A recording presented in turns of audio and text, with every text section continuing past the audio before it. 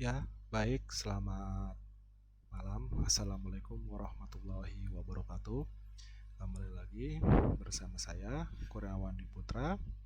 Saya dari mahasiswa kelas karyawan Universitas Pelita Harapan.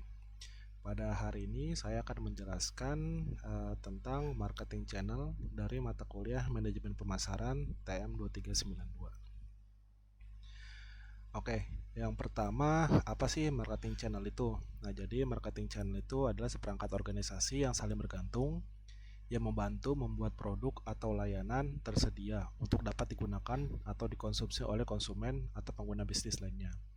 Dan mengapa marketing channel ini tuh sangat penting? Nah, jadi saat sebuah organisasi bersiap untuk membawa produk dan layanan dia ke pasar, nah mereka harus mengembangkan dan menentukan marketing mix yang sesuai yang akan digunakan untuk mempromosikan produknya di pasar. Nah, marketing mix yang efektif harus memperhitungkan 4P: produk, harga, tempat, dan promosi. Nah, selanjutnya kita masuk ke rantai pasok dan nilai jaringan pengiriman. Jadi ada 3, yaitu supply, demand, dan supply delivery network. Nah, untuk yang supply itu merupakan pandangan rantai pasok, membuat dan menjual yang mencakup bahan baku perusahaan, input produktif, dan kapasitas pabrik. Selanjutnya adalah demand, yaitu merupakan pandangan rantai permintaan, merasakan dan menanggapi, menunjukkan bahwa perencanaan dimulai dengan kebutuhan pelanggan dan sasarannya. Selanjutnya itu ada supply delivery network, yaitu merupakan jaringan yang terdiri dari perusahaan, pemasok, distributor, dan pada akhirnya pelanggan yang bermitra satu sama lain untuk meningkatkan kinerja seluruh sistem dalam memberikan nilai pelanggan.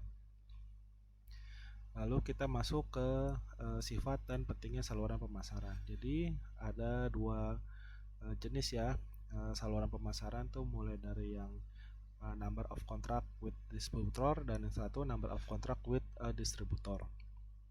Yang without dan with, dengan atau tidak dengan distributor. Nah, untuk pertama ini dari manufacturing itu dia langsung ke customer. Yang kedua itu dari manufacturing dia menuju melalui distributor baru masuk ke tangan customer. Selanjutnya kita masuk ke marketing channel. Jadi marketing channel ini adalah lapisan ya perantara pemasaran yang melakukan beberapa pekerjaan dalam membawa produk dan kepemilikannya lebih dekat kepada pembeli. Jadi ada 3 jenis marketing channel itu, mulai dari consumer channels, ada business channels, dan multi channels distributor.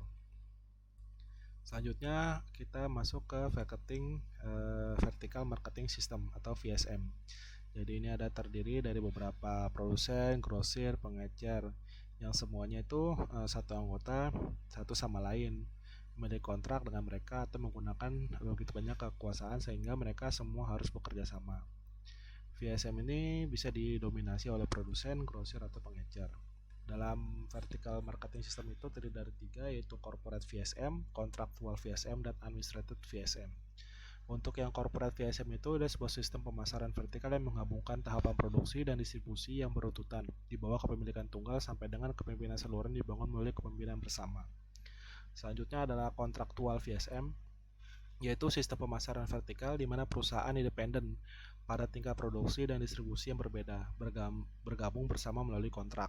Selanjutnya yang terakhir yaitu ada administrative VSM, yaitu sistem pemasaran vertikal yang mengkoordinasikan tahapan produksi dan distribusi yang beruntutan melalui ukuran dan kekuatan salah satu pihaknya.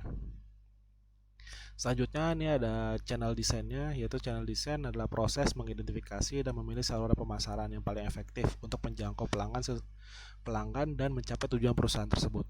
Nah, tujuan dari desain saluran ini adalah untuk menciptakan sistem yang mengoptimalkan keterlibatan pelanggan dan meminimalkan biaya. Nah, dalam channel design itu ada beberapa tahap. Yang pertama kita menganalisis customer needs, lalu kita set channel objektif dan identifying channel alternatif, selanjutnya kita evaluasi.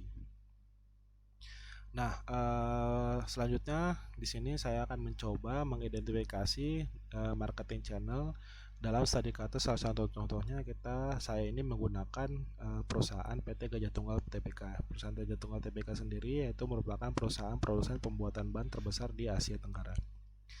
Nah, di PT Gajah Tunggal ini dari materi yang tadi sudah saya jelaskan sebelumnya, dia itu perusahaan ini tuh masuk ke multi channel distributor, di mana dalam distribusi channelnya itu terdapat customer segment langsung sampai melalui retail, distributor, lalu ke dealer, baru ke bisnis segment atau langsung ke bisnis segment kedua. Jadi yang pertama dapat saya jelaskan di sini kalau dari contohnya untuk pertama produser ini bisa langsung ke customer segment melalui internet atau katalog yang diberikan oleh PT Gajah Tunggal. Selanjutnya yang kedua itu bisa melalui retail. Retail dari PT Gajah Tunggal itu ada dua. Salah satunya itu ada Speedwalk dan Tire Zone untuk memasarkan produknya. Selanjutnya ada juga distributor. Nah, distributornya itu ada dari PT Sumber Harapindo Lestari Santosa, di mana dia juga mendistribusikan ke dealer-dealer, yaitu ada juga salah satunya Proban atau Planet Ban, dan jenis segmen selanjutnya itu berupa outlet-outlet penjualan ban di beberapa tempat di Indonesia. Ada juga langsung dari produsernya langsung ke bisnis segmennya, itu contoh-contohnya pada tipe-tipe produk-produk OEM yang langsung ke perusahaan kendaraan, ya dalam hal ini itu ada kayak Toyota, Honda, Daihatsu dan lain sejenisnya. Nah, lalu kita akan membahas channel design. Nah, dari contohnya dari materi yang sudah jelaskan, untuk channel design di PT Gajah Tunggal itu yang pertama kita analyze customer need. Jadi analysis customer need ini bagaimana cara perusahaan ini bisa mengidentifikasi, meningkatkan proses penjualan bisnis, dan juga membantu perusahaan dalam membangun hubungan pemasaran dengan pelanggan. Nah, dari sini contohnya itu kalau misalnya PT Hitung itu bagaimana sih yang dibutuhkan oleh customer dalam membeli sebuah ban itu. Pasti yang pertama dilihat itu adalah sebuah harga atau price, atau bagaimana tingkat biayanya itu murah atau mahal. Selanjutnya daya tahan dari produk tersebut. Dalam hal ini ban itu daya tahannya itu berapa lama. Selanjutnya ban tersebut itu bisa digunakan di beberapa medan atau tidak ketahanan bannya tersebut. Selanjutnya mudah atau tidaknya didapatkan produk ban tersebut. Nah, selanjutnya kita masuk ke set channel objektif. Nah, kita di sini itu menetapkan tujuan saluran perusahaannya melalui target dan tingkat pelayanan, lalu menentukan segmentasi yang kita akan layani, lalu menentukan saluran yang mempengaruhi produk pemasaran atau pesaing dan juga lingkungan. Kalau dalam hal ini untuk kita setting channel objektifnya itu di PT Gajah Tunggal itu karena produknya itu adalah ban, maka yang dilihat itu adalah apa sih medan atau jalan yang akan dilalui produk kita ini atau ban kita ini. Terus beberapa sih beban load dari kendaraan yang menggunakan ban kita ini. Selanjutnya adalah service yang kita tawarkan, dan juga berapa sih kecepatan maksimum yang dapat melaju dengan menggunakan ban kendaraan kita ini, atau berapa sih kecepatan yang biasa digunakan oleh si customer kita. Selanjutnya juga ada kompetitor kita yang bersaing dengan kompetitor.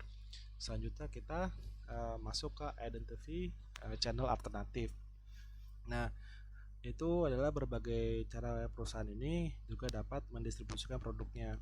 Bisa juga selain dari atas itu kita menawarkan misalkan adanya garansi atau namanya garansi 100%, terus kita menawarkan adanya new product development atau NPD. Selanjutnya kita menggunakan service dan maintenance dari produk-produk yang kita jual. Selanjutnya kita melakukan evaluasi dari semua tahap yang sudah dijelaskan. Itu kita evaluasi setiap penjualan kita bagaimana, produk kita bagaimana, dan apa sih sales price kita seluruhnya itu dari perusahaan kita itu seperti apa, kita sampaikan kepada customer agar customer tahu evaluasi dari perusahaan kita. Nah, oke, mungkin itu aja materi yang saya sampaikan pada hari ini. Berikut ini juga adalah daftar pustaka yang saya ambil. Yang pertama dari buku Principle of Marketing Season Edition tahun 2016 oleh Kotler, Phillips, dan Gary Armstrong, dan juga beberapa referensi dari internet, terutama dari website yang resmi dari PT Gajah Tunggal Tbk. Baiklah, terima kasih. Saya mohon maaf apabila ada kesalahan penyampaian kata atau materi. Semoga dimaafkan dan selamat malam. Sampai jumpa kembali. Terima kasih.